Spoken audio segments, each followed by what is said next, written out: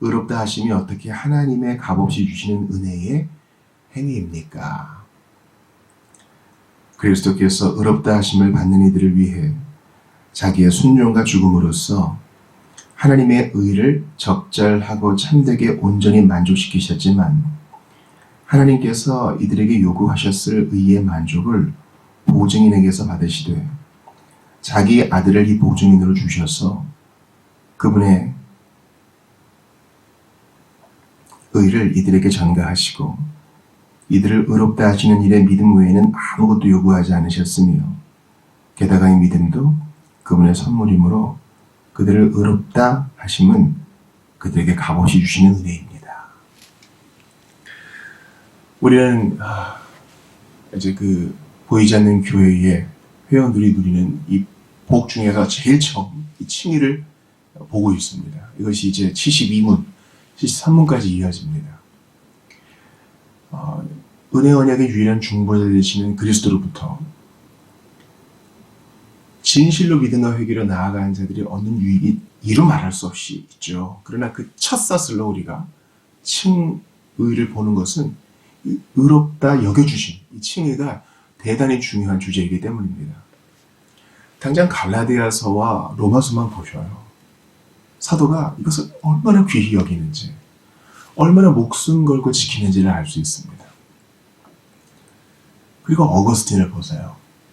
그의 삶과 그의 신학을 보세요. 의롭다 여겨주신 이 은총의 교리는 우리 신교도, 그리고 구교도, 또 우리 로마 가톨릭도 대단히 귀히 여긴 교리입니다. 그러나 이것이 세월 지남에 따라서 점점 약해지다가 변질되다가 이제 16세기에 이제 루터로부터 종교개혁이 발발하게 된 것이죠. 그래서 다시 이 교리가 복원됩니다. 그러나 또 시간 지남에 따라 오늘날 현대교회는 어떻습니까? 칭의 교리에 대해서 한번 얘기해 보세요 하면 잘 대답하지 못할 겁니다. 그러니까 이것은 교회나 신자나 마찬가지예요. 매일 새롭게 그리고 반복적으로 이 교리를 새롭게 마음에 새기지 않으면 세월 지남에 따라 점점 옅어지고 흐려지고 변질되는 거예요. 오늘 뭐 볼 것들이 많지만 제가 한번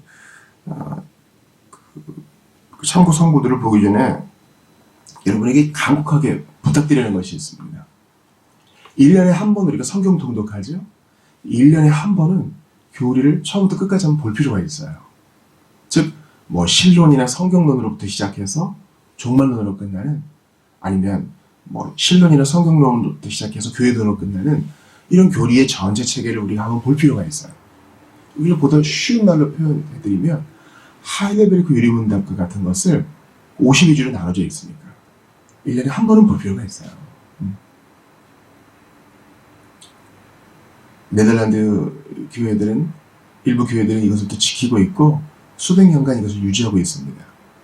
그것이 우리에게 좋기 때문이에요. 안 그러면 잊혀지고 윤색되고 변질되고 무감각해집니다. 교육자들은 말할 것도 없죠. 조직신학을 1년에 한 번씩 새롭게 볼 필요가 있고 성경 통독은 말할 것도 없고요. 우리는 이 교회사를 통해서 이 칭의교리가 얼마나 많이 위협을 받는가를 봅니다. 우리가 때가 되면 또 교회사 강의를 또 계속 반복해야 될 텐데 그날을 또 고대해 봅니다. 먼저 우리 로마서 5장 8절부터 10절을 보시죠. 우리가 아직 죄인 되었을 때에 그리스도께서 우리를 위하여 죽으심으로 하나님께서 우리에 대한 자기의 사랑을 확증하셨느니라.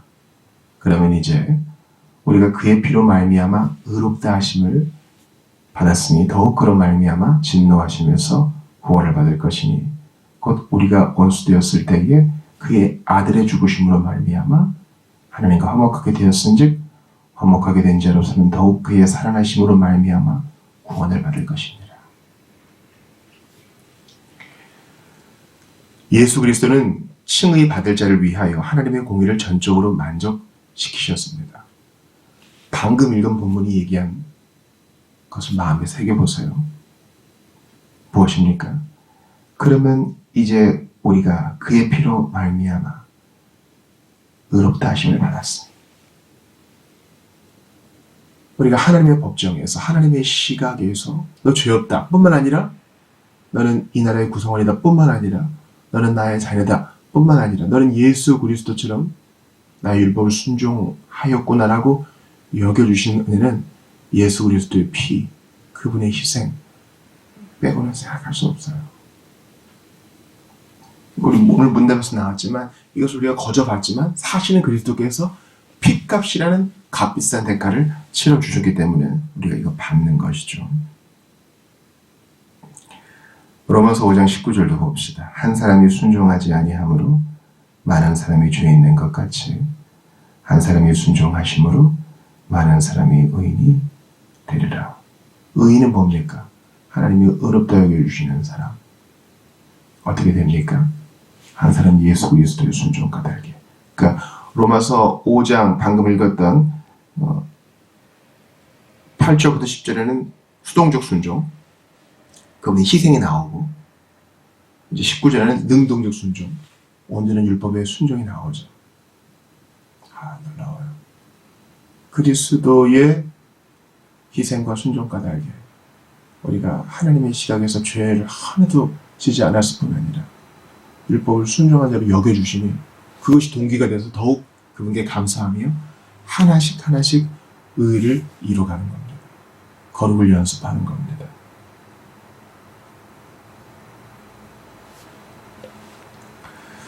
칭의받는 자들의 경우 하나님께서 그들 모두를 심판하는 대신 보증자, 또 대속자를 통하여 신적 공의의 만족을 인정하셨습니다.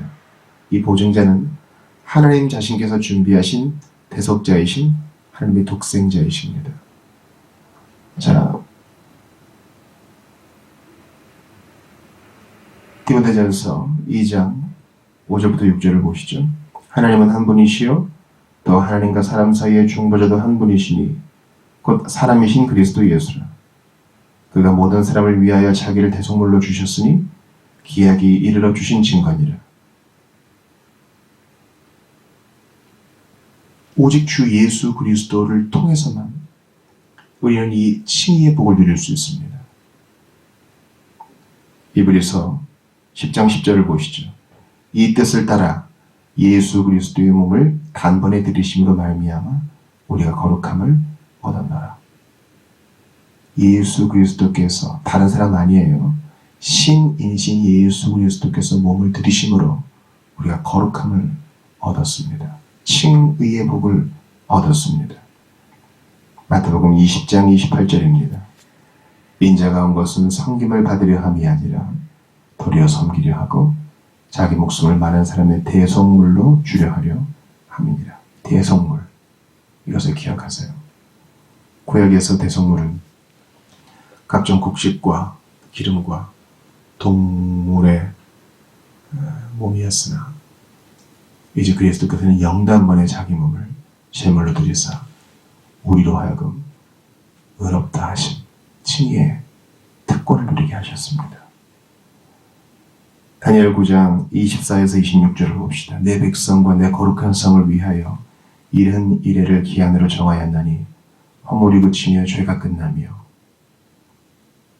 죄악이 용서되며 영원한 의가 드러나며 환상과 예언이 응하며 또 지극히 거룩한 이가 기름 부음을 받으리라. 그러므로 너는 깨달아 알지니라. 예루살렘을 중건하려는 영이 날 때부터 기름 부음을 받은 자 곧 왕이 일어나기까지 7이래와 62이래가 지날 것이요 그 곤란한 동안에 성이 중건되어 광장과 거리가 세워질 것이며 62이래 후에 기름 부음을 받은 자가 끊어져 없어질 것이며 장차 한 왕의 백성이 와서 그 성읍과 성소를 무너뜨리려니와 그의 마지막은 홍수의 휩쓸림 같을 것이며 또 끝까지 전쟁이 있으리니 황폐할 것이 작정되었느니라. 이 예언은 여러 가지로 적용될 수 있죠.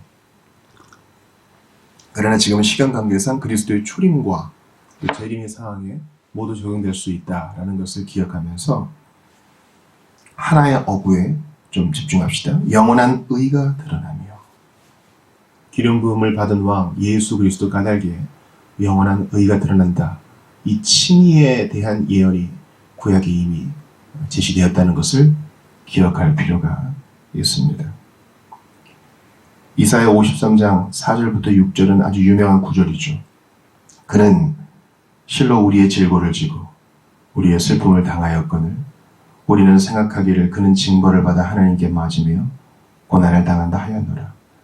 그가 찔림은 우리의 허물 때문이요 그가 상함은 우리의 죄악 때문이라. 그가 징계를 받음으로 우리는 평화를 누리고 그가 채찍에 맞음으로 우리는 나음을 받았도다. 우리는 다 양 같아서 그릇 행하여 각기 제 길로 갔거늘 여호와께서는 우리 모두의 죄악을 그에게 담당시키셨도다. 이 칭의는 구약에 예언된 고난받는 종 예수 그리스도를 제외하고는 절대 이해할 수 없습니다.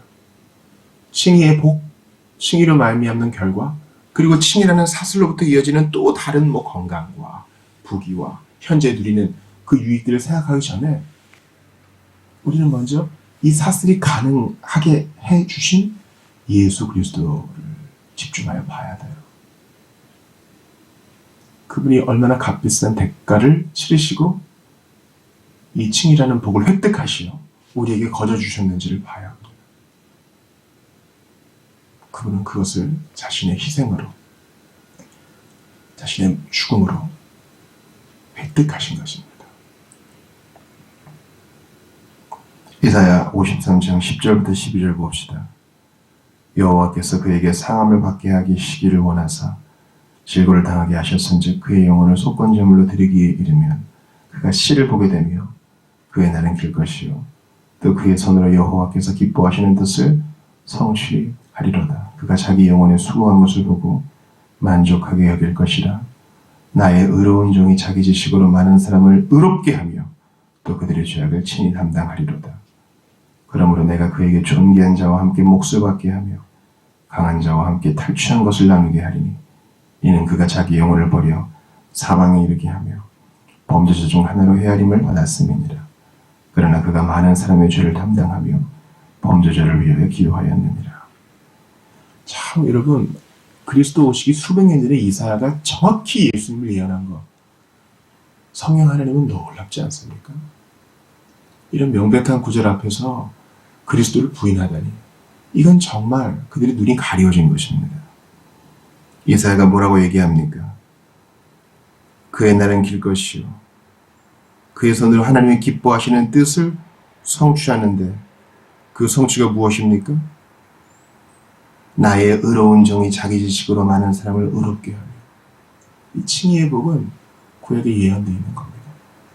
그러니까 편견 없이 성경을 읽는 사람이 나의 의로운 종이 자기 지식으로 많은 사람을 의롭게 한다 그럴 때 나의 의로운 종이면 분명히 메시아 그리스도를 말하는 거지. 그분의 특징은 의로움이지, 거룩하심이지. 그런데 자기 지식으로 많은 사람을 의롭게 한다? 의로움과 의로움이 연결되고 자기 백성에게 주시는 복 중에 의로움, 의롭게 하심이 제일 먼저 나오네. 이 그만큼 중요한가 보다. 그럼 좀 이 의롭다 하심에 대해서 공부를 좀 해봐야 되겠구나. 이런 마음이 있어야 해요. 그러므로 어떤 칭의의 교리 이런 것만 얘기할 때 거부감 느끼시는 분들이 있어요. 아예 사람이 만든 교리고 명명한 교리고 우리는 그전 책보다 성경을 봅니다. 그러나 기억하십시오. 이 교리는 성경을 요약한 것이요 성경을 떠나지도 않습니다.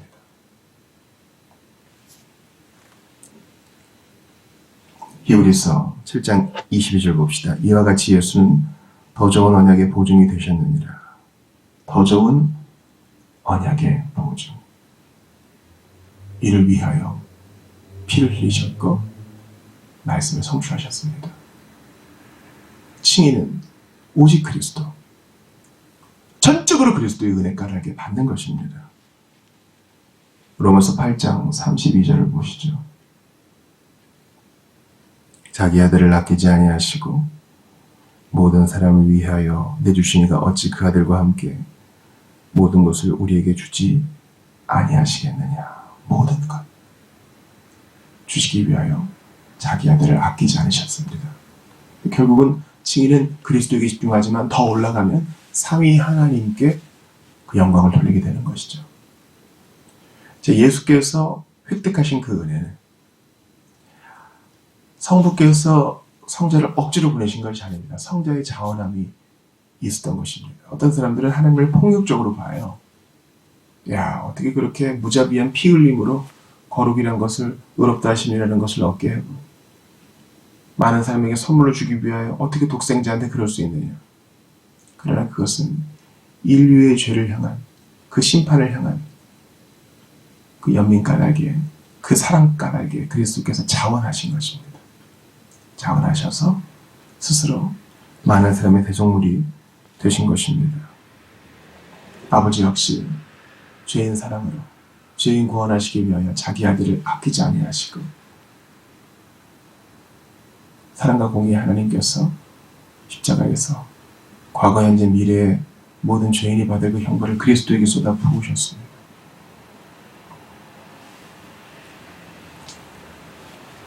베드로전서 1장 18에서 19절을 봅시다. 너희가 알거니와 너희 조상이 물려준 헛된 행실에서 대속함을 받은 것은 은이나 금같이 없어질 것으로 된 것이 아니요 오직이에요. 흠없고 정없는 어린 양 같은 그리스도의 보배로운 피로 된 것이니라. 이 지난 시간에 오직 믿음에 대해서 봤죠. 성경이 말하고 있는 거다. 오늘 본문은 오직 그리스도, 솔루스 크리스투스를 말합니다. 오직 그리스도. 칭의를 얻는 유일한 수단은 오직 그리스도. 딴 거 없어요. 누구를 믿음으로? 오직 그리스도를 믿음으로. 여기에 성인들, 교회의 전통들, 권위 있는 자들의 언행들 전혀 들어갈 수 없습니다. 오직 그리스도. 그러므로 오늘 하루를 사시는 여러분, 그리스도를 사랑하고 생각하고 묵상하고 공부하며 그분께 마음을 더하십시오. 그리스도의 의가 칭의받는 자에게 전가됩니다. 고린도후서 5장 21절을 봅시다. 하나님의 죄를 알지도 못하신 이를 우리를 대신하여 죄로 삼으신 것은 우리로 하여금 그 안에서 하나님의 의가 되게 하려 하십니다. 우리는 그 안에서 하나님의 의가 되고 그때 그분의 은은 우리에게 전가되고 우리의 허물은 그분께 전가되는 것입니다. 칭의의 유일한 조건은 그리스도를 믿는 믿음입니다. 로마서 3장 24에서 25절 봅시다. 그리스도 예수 안에 있는 속량으로 말미암아 하나님의 은혜로 값없이 의롭다 하심을 얻은 자 되었느니라. 이 예수를 하나님이 그의 피로써 믿음으로 말미암는 한목제물로 세우셨으니 이는 하나님께서 길이 참으시는 중에 전에 지은 죄를 간과하심으로 자기의 의로우심을 나타내려 하시니 믿음으로 말미암는 화목제물. 그러므로 이 복된 칭의의 복을 누리려면 우리에게 적용되는 결론이 있습니다. 믿으세요. 믿고 의지하고 적용하고 사용하십시오. 믿음은 단 한 번 위대하게 하고 끝나는 것이 아니라 오늘도 믿고 의지하고 매달리는 것입니다. 마지막으로 이 믿음 자체 역시 하나님의 선물이므로 우리는 자랑할 것 없고 오직 주님의 은혜에 감복하게 되는 것입니다. 에베소 2장 8절 봅시다. 너희는 그 은혜에 의하여 믿음으로 말미암아 구원을 받았으니 이것은 너희에게서 난 것이 아니요 하나님의 선물이라. 이런 칭의에 대한 이 프루프 텍스트 관련 선고가 이렇게 많아요. 더 있죠. 그러나 우리가 이 아침에 속도를 내어서 이렇게 본 이유는 우리가 이것을 한 번이라도 더 되새겨. 자칫 그냥 두면 변질되어가는 우리 교회사의 예를 봤잖아요. 우리의 영혼을 다시 한번 끌어올려. 내가 아니요 하나님의 은혜로다. 나의 믿음은 도구요 주님이 주신 선물이었으며 오직 그리스도께서 하셨도다.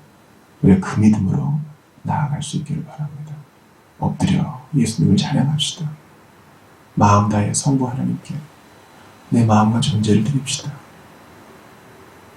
그리스도의 구속의 은혜를 적용하시고 오늘도 칭의의 복과 달게 내 스스로는 넘어지고 싶지만 붙들어주시는 성령 하나님께 오늘도 내어 다닙시다.